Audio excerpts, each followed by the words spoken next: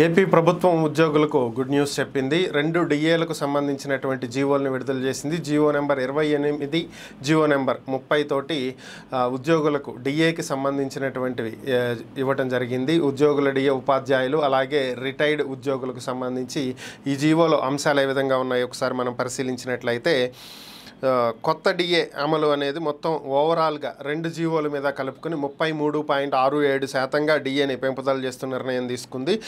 GO number 28లో డిఏని పెంచుతూ ప్రస్తుతం 26.39గా ఉన్నటువంటి డిఏని 30.30గా 3.64% పెంచింది. ఇది ఏప్రిల్ 2024 నుంచి అమల్లోకి వస్తుంది. అంటే ఏప్రిల్ నెల శాలరీ మేలో పడుతుంది కదా, సో అక్కడి నుంచి అనమాట ఇది అమల్లోకి వస్తుంది.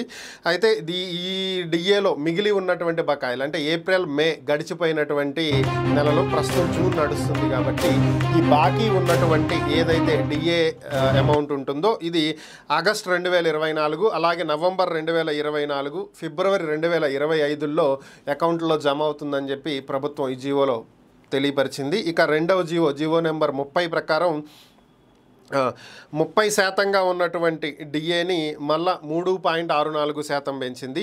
దీని ప్రకారం ప్రస్తుతం పెరిగినటువంటి డిఏ 33.67%గా పెరుగుదల ఉంటుంది. ఈ పెంచినటువంటి డిఏ జూలై 1వ తేదీ నుంచి అమల్లోకి వస్తుంది. అంటే జూలై మంత్ శాలరీ ఆగస్టు 1కి పడుతుంది కాబట్టి సో అక్కడి నుంచి వస్తుంది. ఈ డిఏల్లో పెండింగ్ ఉండేటువంటి అమౌంట్లు ఏవైతే ఉంటాయో ఇవి ఎప్పుడు జమ అవుతాయి అనే దాని మీద కూడా క్లారిటీ ఇచ్చింది. ఈ బకాయిలన్నీ కూడా 3 సమాన వాయిదాల్లో చెల్లిస్తామని చెప్పి ప్రభుత్వం చెప్తుంది. సెప్టెంబర్ 2024, అలాగే డిసెంబర్ 2024, నెక్స్ట్ లాస్ట్ మార్చ్ 2025న ఈ బకాయిలు చెల్లిస్తాము అని చెప్పి ప్రభుత్వం ఒక క్లారిటీ ఇవ్వటం జరిగింది.